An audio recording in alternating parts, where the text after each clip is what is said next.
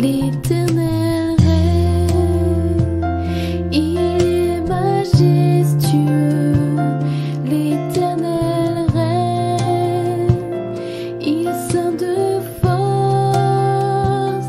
L'Éternel règne, il est sur son trône pour la durée des temps. Bonjour à tous. J'ai pas eu le temps de vous tous vous saluer en arrivant parce que je suis arrivé un peu en retard.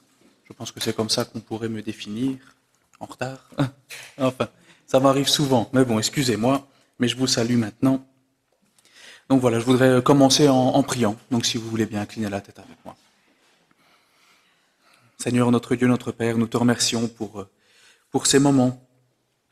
Seigneur, nous te demandons aussi que tu puisses te servir, Seigneur, de ton serviteur pour partager ta parole, Seigneur, le faire droitement et le faire selon ta volonté. Bénis cette assemblée, Seigneur, et que ta parole retourne à toi en ayant agi. Que ton nom soit béni, Seigneur, bénis-nous. En ton nom, Seigneur Jésus. Amen. Donc voilà, le thème de ma prédication, aujourd'hui, j'ai voulu faire quelque chose de plus court, comme c'était un peu les vacances, comme je savais qu'il y aurait moins de gens, mais je n'ai pas réussi. Voilà, donc je vais essayer pas de raccourcir, mais je vais essayer au moins de faire ça de manière synthétique pour vous exposer ce que j'ai eu à cœur de vous partager.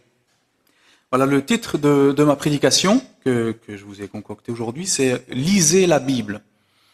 Bon, ça vous comprenez, je pense que tout le monde participe à ça, mais lisez-la souvent, lisez-la partout, mais ne la lisez pas n'importe comment.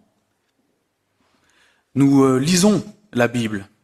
Pour beaucoup, nous la lisons aussi avec une grande attention.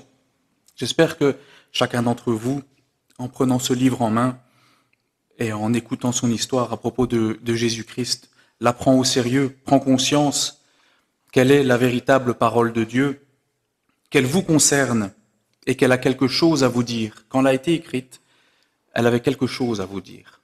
Dieu avait, par son esprit, voulu transmettre un message. Mais est-ce que c'est toujours le cas? Est-ce qu'elle est toujours prise avec sérieux? Parfois, on a l'impression qu'elle est un peu lue comme une sorte d'horoscope, qu'elle est prise un peu au hasard, en extrayant des versets, donc de leur contexte, et dont on ne comprend pas vraiment le sens, pour ensuite leur faire dire un peu ce qu'on souhaite, plutôt que ce que Dieu veut nous dire. N'oubliez pas que la parole peut être aussi utilisée de mauvaise manière, pour de mauvaises raisons. Après tout, le premier qui l'a utilisé et qui l'a tordu, vous le connaissez, c'est le diable lui-même. En Éden, il a tordu la parole pour faire faire à Ève quelque chose de contraire à la parole de Dieu. Et devant le nouvel Adam, au désert, c'est lui qui l'a utilisé aussi, parce que c'est la parole qu'il a utilisée pour faire à Jésus le contraire de la volonté de Dieu. Mais comment l'a-t-il fait?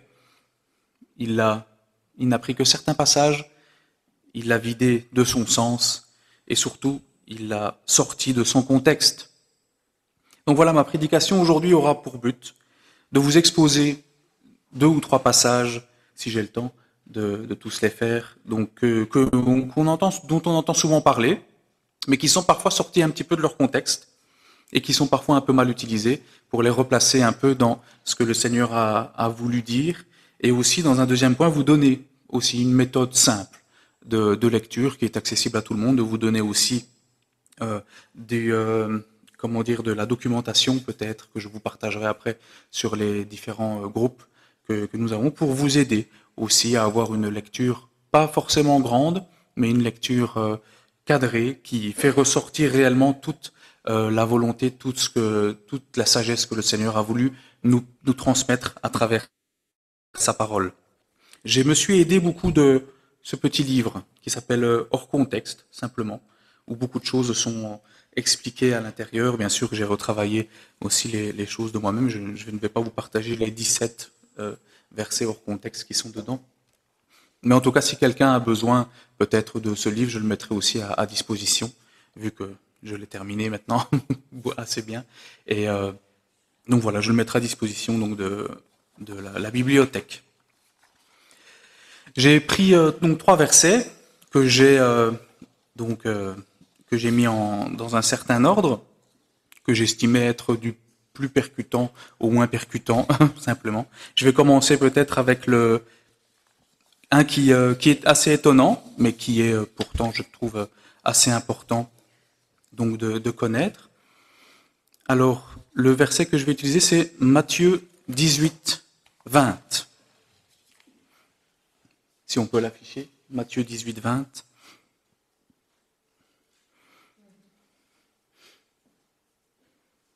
Ça peut paraître étrange de se dire, tiens, en quoi est-ce que ce verset est utilisé et pas faux forcément, mais en tout cas, peut-être ne révèle pas exactement toute la sagesse que le Seigneur a voulu nous transmettre. C'est un verset qui est souvent utilisé donc en réunion de prière. On dit souvent ça, Seigneur, voilà, si là où 2 ou 3 sont assemblés, tu es au milieu de nous. Et c'est une vérité. Au final, il ne faut pas penser que le Seigneur n'est pas là parce que nous ne sommes que 2 ou 3. Mais je pense que c'est aussi peut-être faux de se dire qu'il faut être 2 ou 3 pour que le Seigneur soit présent. Le Seigneur nous invite à prier seul aussi, et il écoute nos prières quand nous sommes seuls. Quand le Seigneur Jésus priait seul la nuit sur la montagne, il était présent aussi avec lui. Donc, ce n'est pas dire que ce verset est faux, mais ce verset a peut-être quelque chose d'autre aussi à nous partager. D'ailleurs, il commence par ici, en effet, mais dans ma version à moi, celle de second, il commence par car. Donc, ça renvoie forcément à son contexte direct précédent. Et quel est ce contexte précédent? Donc, c'est le verset 18. On va commencer peut-être simplement directement au verset 15. Si ton frère a péché, va le voir seul à seul, puis avec un ou deux témoins, puis devant l'Église. Car ce que vous lirez sur la terre sera lié au ciel. Là où 2 ou 3 sont rassemblés, je suis au milieu d'eux. Donc le contexte immédiat de ce passage n'est pas une réunion de prière, n'est pas directement relié d'ailleurs à la prière, mais c'est un contexte c'est un message qui est en fait plus facilement donné pour nos anciens, quand ils font une certaine action, pour rassurer aussi nos anciens dans la gestion que le Seigneur leur a donnée. Le terme qui est utilisé ici, donc, que je revienne sur mon passage, à un moment il dit, lorsque vous ferez tout ce qu'il y a à voir donc dans ce genre de choses, comment dire, voilà, quoi que ce soit que vous fassiez, à un moment dit dans le passage. Le terme utilisé en grec c'est peripantos pragmatos, qui fait en fait référence directement à toutes sortes d'affaires judiciaires. Donc ça peut paraître étrange de parler de judiciaire dans un contexte d'église, mais effectivement, le contexte de ce passage fait directement référence à la discipline d'église, en fait, simplement.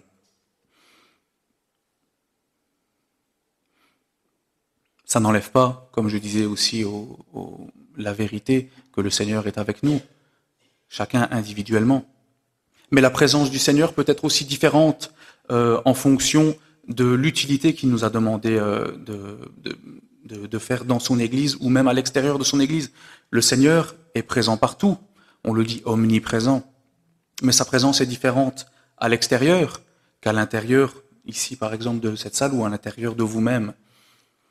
Le Seigneur sera aussi présent dans ce qu'on appelle l'enfer. Sa présence sera là, ce sera une présence de colère, et il sera aussi présent au paradis.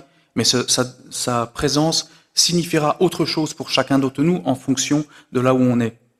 Lors de cet exercice qui est demandé donc à nos anciens de la discipline d'Église, le Seigneur veut vous rassurer aussi, vous, chers anciens, quand il vous dit « Dans tout ce que vous ferez, ne vous en faites pas, que vous soyez 2 ou 3 », comme il l'a dit aussi un peu plus haut, avec un ou deux témoins devant l'Église, je serai au milieu, je serai avec vous pour certifier que ce qui a été fait a bel et bien été fait au nom du Seigneur. C'est un rappel simple en fait pour vous, ce passage. Ce passage donc parle donc de l'autorité de l'Église. Jésus est au milieu des responsables qui agissent selon sa volonté pour protéger son troupeau. Si vous avez pris l'habitude d'utiliser ce verset lors des réunions de prière, ne vous inquiétez pas, vous avez raison, le Seigneur est bel et bien avec vous. Mais je vous conseille simplement de faire un saut de 10 chapitres tout pile vers un peu plus loin dans le livre, à Matthieu 28, justement, verset 20, qui vous dit, et là qui vous certifie, « Je suis avec vous tous les jours jusqu'à la fin du monde. » Après tout, ce n'est qu'un petit décalage d'une dizaine de chapitres. On va maintenant passer au verset d'après. Un verset qui est utilisé aussi un peu, parfois de manière un petit peu contraire à ce qu'il a voulu être partagé à la base. On va aller dans Philippiens 2, Philippiens 4, Philippiens 4, verset 13. Je peux tout par celui qui me fortifie. Ce verset est souvent utilisé aujourd'hui dans les églises comme étant une promesse que le Seigneur fait, une promesse de réussite, une promesse de succès, une promesse de plus-value dans la vie de celui qui croit en cette promesse. Ne t'inquiète pas, tu peux tout réussir parce que Dieu t'accompagne après tout.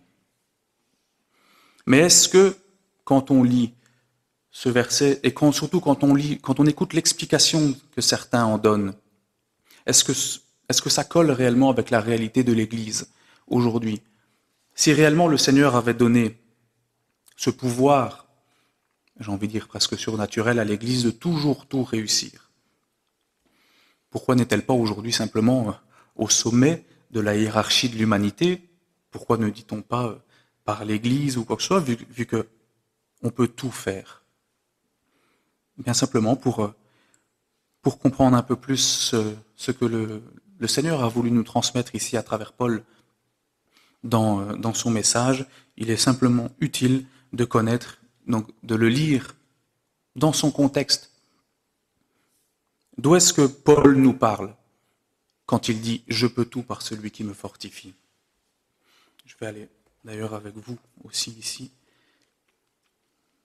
dans Philippiens. Hop. Paul est en prison quand il parle, probablement entre la vie et la mort, vu qu'il explique un petit peu plus haut que le Seigneur sera loué dans sa vie comme dans sa mort. Il envisage donc la possibilité de ne pas survivre à son incarcération. Le verset juste plus haut, à partir du verset 11, nous explique « J'ai appris à être satisfait de ma situation. Je peux vivre dans la pauvreté comme dans l'abondance. Je peux tout par celui qui me fortifie. » Il ne parle pas depuis un hôtel 5 étoiles, il ne parle pas depuis une grosse voiture ou depuis une maison de taille indécente. Il parle depuis une prison. Et qu'est-ce qu'il nous dit à travers cette prison? Il remercie en réalité l'Église. Il remercie l'Église de l'avoir secouru, d'avoir pris à cœur sa condition et de lui avoir apporté des produits de première nécessité, parce qu'il était en train de mourir. Et là, en fait, il remercie le Seigneur pour cette Église qui a pris sa situation à cœur. Parfois, avec ce verset, je l'ai entendu souvent, moi aussi, quand je passais par des situations difficiles, où on me disait, mais tu ne pries pas, ou peut-être, mais est-ce que tu as péché? Est-ce que tu as vraiment la foi? On m'a déjà accusé aussi d'avoir un esprit diabolique en moi parce que simplement je disais oui, c'est vrai qu'il m'arrive certains malheurs, mais c'est pas ça qui va jouer sur ma foi. Le Seigneur existe dans mon malheur aussi, mais il existera toujours. Ce n'est pas parce que soudainement je décide de laisser tomber la foi que le Seigneur n'existera plus. Il est ancré en moi, il ne partira pas. Mais le malheur est parfois, comment dire, est parfois sujet à questionnement pour certaines personnes qui pensent que, par exemple, que ce verset est censé garantir le bien de tous ceux qui croient. C'est aussi un appel, un défi pour nous comme Église aujourd'hui. Est-ce que nous aussi pourrions être dans des situations parfois extrêmement compliquées, proches de la mort aujourd'hui, ça dans certains pays, et merci Seigneur que dans notre pays aujourd'hui nous pouvons vivre en toute sérénité notre foi, mais dans certains pays, nos frères et sœurs meurent. Même pas pour exposer la foi, mais pour la garder secrète en eux. Est-ce que nous aussi, dans cette épreuve, est-ce qu'on peut garder cette espérance, comme Paul l'a montré ici? Quel exemple il nous laisse de se dire que dans cette situation, le Seigneur sera glorifié à travers sa vie ou à travers sa mort.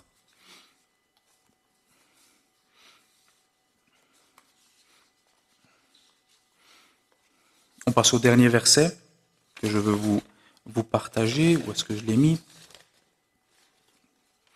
Ce n'est pas celui-là. Voilà, celui-ci. Un verset qui est souvent utilisé aussi même dans l'Église parfois. L'Église est aussi sujette à certaines difficultés de certains versets qui sont sortis de leur contexte et utilisés de manière différente.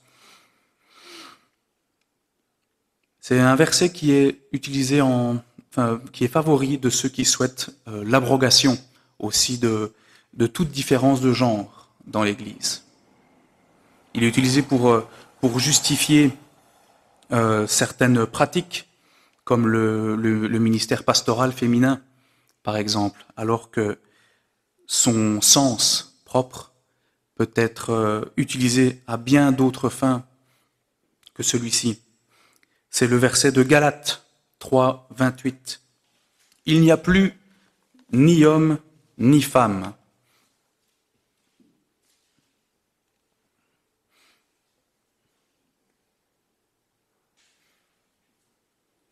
Comme vous voyez dans le verset même, c'est une toute petite partie qui est prélevée. On utilise « oui, mais il n'y a plus ni homme ni femme ». Mais le contexte direct du simple verset, il n'y a plus ni juif, ni grec. Il n'y a plus ni esclave, ni libre. Il n'y a plus ni homme, ni femme. Car vous êtes tous un en Jésus-Christ. C'est typiquement le genre de verset qui doit être lu et replacé dans un contexte beaucoup plus large. Premièrement, le contexte du chapitre, le contexte du livre et même le contexte entier de l'histoire de la rédemption. Pour comprendre le contexte du livre, généralement, on peut le lire en trouvant dans ce livre, dans le début du livre et dans la fin du livre, des idées clés. Et la première idée qui sort de ce livre en le lisant, elle arrive directement au verset 6. « Je m'étonne que vous vous détourniez si vite de celui qui vous a appelé par la grâce de Christ pour passer à un autre évangile. » Et à la fin, chapitre 4, verset 21, on voit tout de suite là où Paul veut nous emmener. « Dites-moi, qu'il dit, vous qui voulez être sous la loi, ne comprenez-vous pas la loi ?» Le livre ne parle pas ici d'évaluation de genre. Il parle ici d'un groupe de personnes qui étaient d'abord sous la grâce et ensuite, par un certain événement, ont voulu repasser sous la loi. Tout le livre, d'ailleurs, oppose tout le long la foi à la loi. Dans le chapitre 2, versets 3 à 5, il dit « Tite n'a pas été contraint à la circoncision, bien qu'il fût grec. malgré la pression des faux frères. Le verset 16 du même chapitre, ce n'est pas par les œuvres de la loi qu'on est déclaré juste, mais par la foi en Jésus-Christ. Verset 21, si la justice s'obtient par la loi, alors Christ est mort pour rien. Vous voyez le contexte du livre comme il apporte tout de suite l'idée de ce que le livre lui-même, de ce que le message veut nous transmettre ici de la part de Dieu. Le chapitre 3 est un pamphlet complet, une attaque directe de Paul sur les Galates qui sont fascinés par la loi et qui veulent y retourner. Il faut savoir qu'à Galates, il y avait donc ce que le livre appelle les faux frères, qui ont voulu, dans cette église, transférer, on va dire, d'une alliance nouvelle à une ancienne alliance. Il y avait juifs et païens, grecs, mélangés dans cette église. Il y avait bien sûr des hommes, des femmes, des juifs, des non-juifs. Il y avait des riches et des pauvres aussi. Et les juifs de cette époque, qui sont appelés ici pour certains les faux frères, ont voulu leur dire quoi? D'ailleurs, le livre en parle. Où est-ce que j'ai mis cette référence? Il parle d'un moment dans le livre, je vous invite à le lire pour aussi le comprendre, c'est qu'il fait référence à la promesse qui a été faite à Abraham. C'est-à-dire que les Juifs disaient, nous sommes d'Abraham, pas vous. Vous n'êtes pas circoncis, vous ne viviez pas en Israël, c'est nous les descendants d'Abraham, qu'il disait. Sur quoi Paul leur rétorquait, la promesse a été faite avant la loi. Cette promesse d'être enfant d'Abraham est reçue par la foi et pas par la circoncision, par exemple. Et je trouve dommage d'utiliser ce verset à cette fin.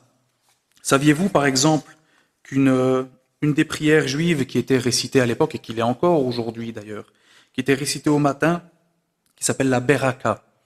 Excusez-moi, j'ai pas l'accent, je n'ai pas su le dire convenablement. Elle s'appelle la Beraka et elle commençait ainsi. Béni soit celui qui ne m'a pas créé païen. Béni soit celui qui ne m'a pas créé esclave. Attention. Béni soit celui qui ne m'a pas créé femme, qui était dit. C'est encore récité aujourd'hui, d'ailleurs. Donc vous voyez, Paul, en répondant par ce verset, en disant « Il n'y a plus ni juif ni païen, il n'y a plus ni riche ni esclave, il n'y a plus ni homme ni femme », n'est pas une excuse pour soudain oublier toutes les différenciations qu'il peut y avoir entre hommes et femmes et les différenciations que Dieu a demandé qu'il y ait aussi dans son Église. Ce n'est pas un jugement de statut. C'est juste un rôle qui a été donné, qui est différent selon qu'on est un homme ou une femme. D'ailleurs, il ne dit pas ici il ne supprime pas ici ce qu'il a dit plus loin.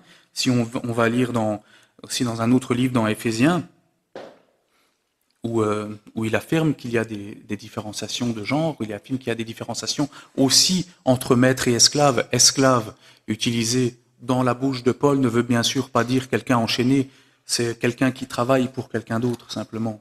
C'est un peu plus comme ça. Il fait aussi la différenciation en expliquant que l'esclave, même si son maître est dur avec lui, doit continuer de bien se comporter. Donc la différenciation ne se supprime pas ici par ce passage.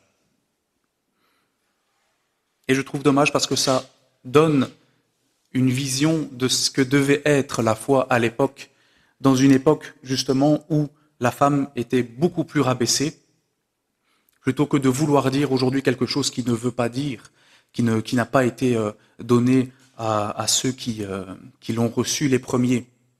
Parce que ceux qui ont reçu la parole les premiers du livre des Galates, ce sont ceux qui habitaient à Galate. Et voilà ce que ça voulait dire pour eux. Ce que Paul voulait dire ici, c'est que Le salut s'obtient par la foi. Peu importe qu'on soit juif ou qu'on soit grec, peu importe qu'on soit riche ou qu'on soit pauvre, peu importe qu'on soit un homme ou une femme. Quelques centaines d'années après ces écrits, il y a une autre religion qui est arrivée aussi dans cette même région, l'islam, où on pouvait aussi entendre honnêtement, je ne sais plus c'est qui a dit cette phrase, mais je pense que c'est leur prophète simplement, qui disait « J'ai vu en enfer et j'ai vu qu'il y avait surtout des femmes ». Donc vous voyez un peu le niveau qui relève ici. Le christianisme est une des premières religions qui a dit que la femme aussi est faite à l'image de Dieu. Pas qu'elle est complètement pareille, la femme n'est pas un homme comme tout le monde, comme on peut entendre. C'est une femme et elle a toute son utilité comme Dieu a voulu qu'elle l'ait. Pas comme certains ont voulu se l'imaginer et certains ont souhaité prendre plus de pouvoir que le Seigneur ne leur en a confié à travers ce passage. Voilà, je voudrais conclure par une méthode à vous donner, simplement. Et comme je disais, je vous partageais, c'est une méthode assez facile à retenir. Ça s'appelle la méthode COCA. Ça va aller pour retenir, vous l'avez tous déjà retenu, n'est-ce pas? Ça va être facile, à chaque fois que vous lirez votre Bible, maintenant vous allez vous servir un verre de Coca. Pour être sûr de bien retenir tout ça. Ouais. La méthode COCA, que je vous conseille, parce qu'en l'appliquant, c'est vrai qu'elle fait ressortir aussi, je pense, tout ce que le Seigneur a voulu nous envoyer dans sa parole.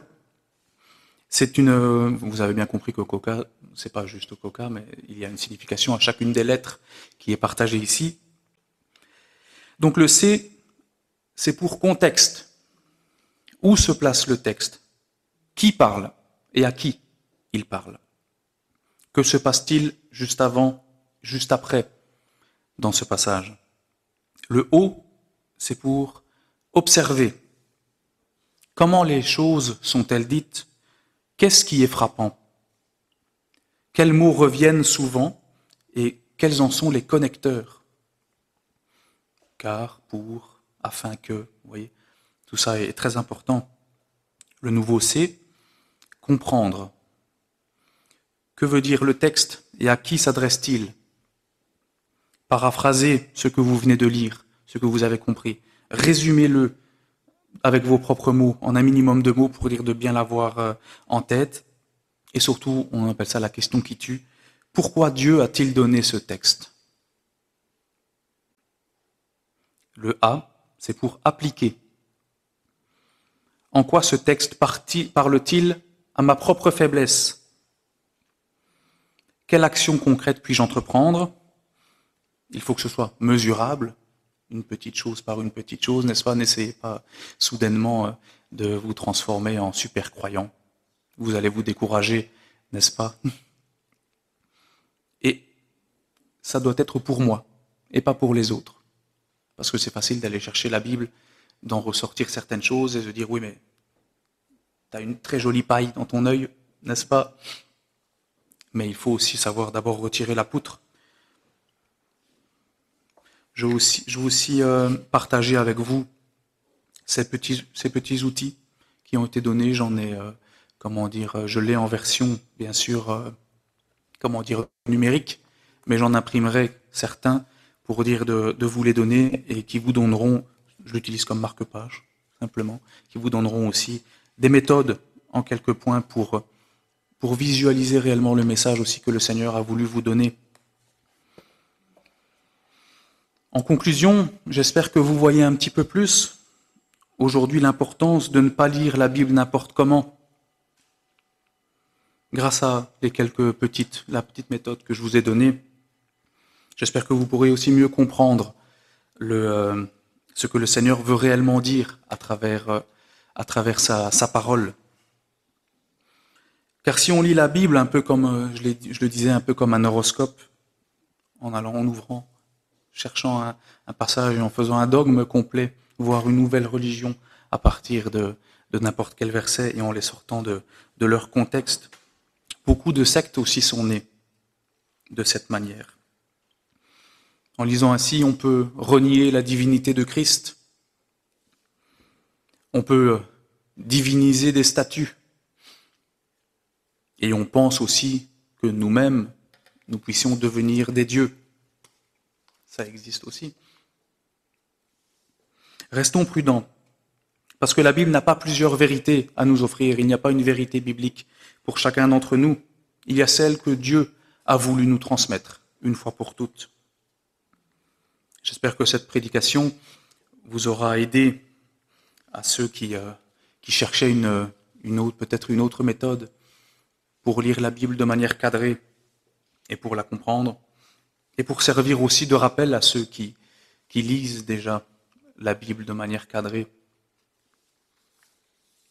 Voilà. Je vous remercie. Soyez bénis. Sous la pression, sous la tension.